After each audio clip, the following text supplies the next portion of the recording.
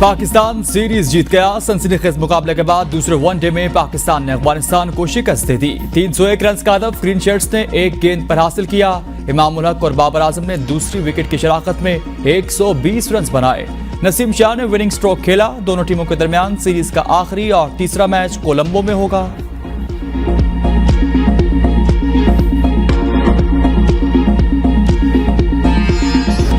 Afghan bowlers के सामने इमाम उल हक सीसा पलाई दीवार की मानद डट गए। इमाम उल हक ने 4 चौकों की मदद से 91 रन की शानदार इनिंग्स खेली।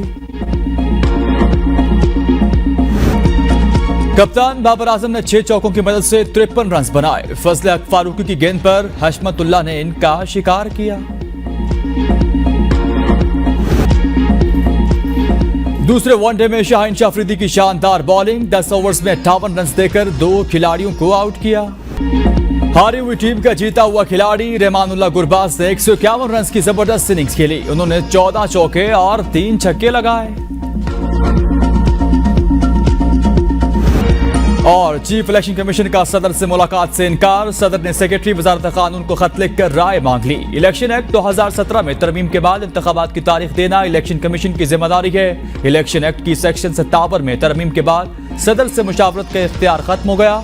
चीफ इलेक्शन कमीशन का सदर पाकिस्तान डॉक्टर आरिफ अलवी को जवाबी खत के मतन के मुताबिक सदर इलेक्शन की तारीख तब देते हैं जब वो खुद असेंबली तहलील करें। सदर पाकिस्तान को इलेक्शन की तारीख देने का कोई इख्तियार नहीं। सदर डॉक्टर आरिफ अलवी ने जनरल इलेक्शन की तारीख का फैसला करने के लिए chief election commission Sikandar Sultan Raja को मुलाकात की दावत दी थी।